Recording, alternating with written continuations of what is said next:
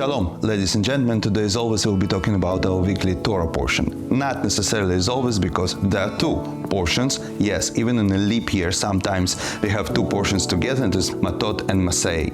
And also, we complete with those two chapters the fourth book of Torah, book of Bamidbar. And it's only symbolic and not so symbolic that at the conclusion, Moshe Rabbeinu lists all our journeys and all our stops in the desert from Egypt to the border of land of Israel.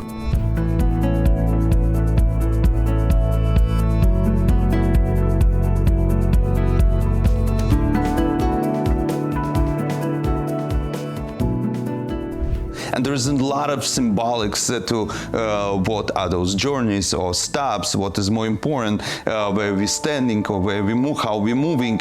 And some of the places even not necessarily existed, but our sages give a lot of explanation to this, to the extent that the Holy Baal Shem Tov, the founder of Hasidic movement, he said that those 42 journeys or stops that we took from Egypt to the land of Israel, they represent 42 stages in the Jewish life. If those are stages of life, so not only stops and journeys are important, but even the process, the logistical process, how the Jewish people traveled through the desert is important and implemented and projected to our daily life. And how did we move? We were moving by the God's signal. For example, when we arrived to a certain place, the first thing we did, we assembled the temple or tabernacle, the temporary temple, which was actually the tent.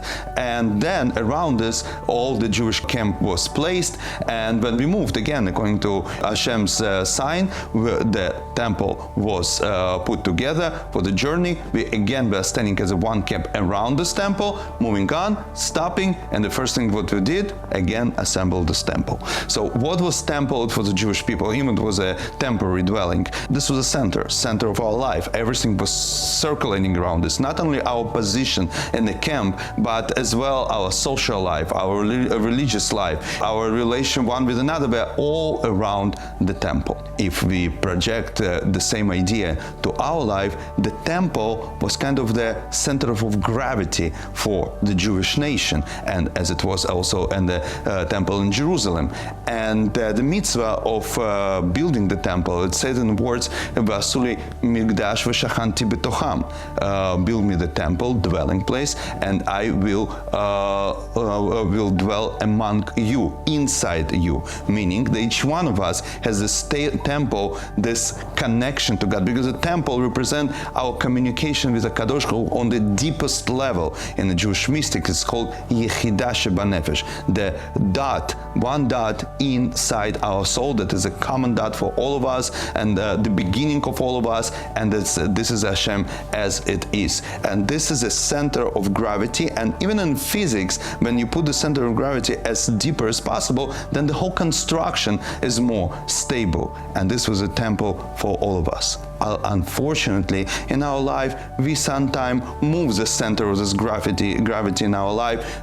Sometimes it's a pursuit of the career, of material wealth, of political views. And unfortunately, when we move it from the center, then the whole construction is not that stable.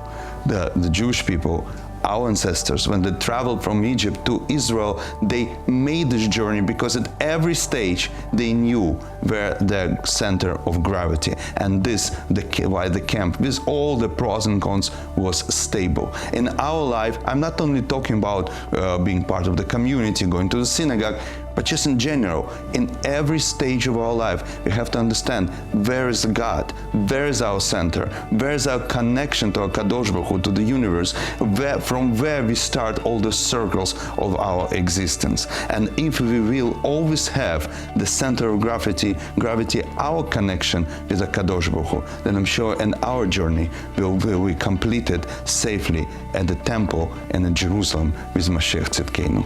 Thank you very much. Good luck. I see you next week.